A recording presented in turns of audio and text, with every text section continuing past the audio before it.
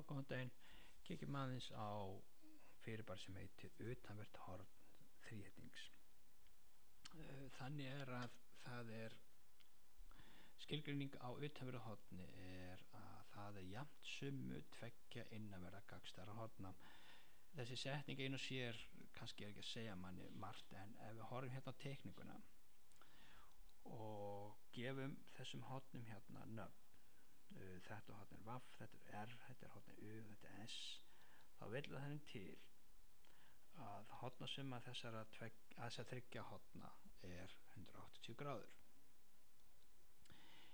Ef ég kíki hins vegar á þetta á utanverða horn hérna, þetta er utanvert að það liggur utan þríhyrningsins, þá vil það henni til að ef ég legg þessi tvö horn saman, U og S, þá fæ ég í raun og veru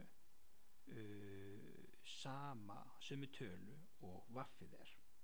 Það er að segja, þetta utanverða horn er jafnt summu innanverðra gagnstæðra horna.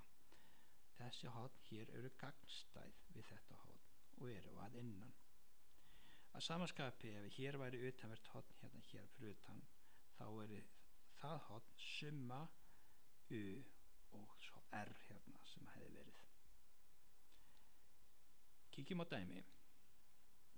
Ef að þetta horn er 60 gráður og við skulum gefa því að gefa okkur að þetta horn hér sé 50 gráður, þá getur þetta utanverða horn ekki verið annað en summa þessara horna, 60 + 50 eða 110.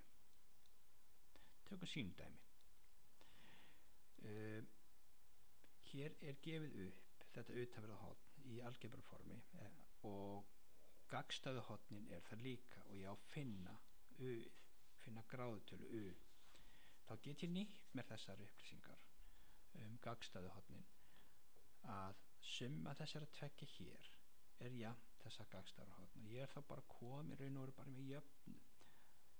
Eitt utanvert horn pluss annað, eitt innanvert horn pluss annað innanvert horn er þá jafnt þetta utanverða horn hér.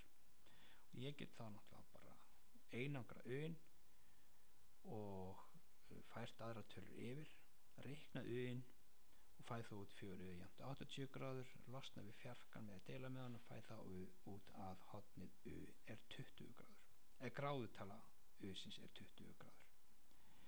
Þetta var svona smá dæmi horna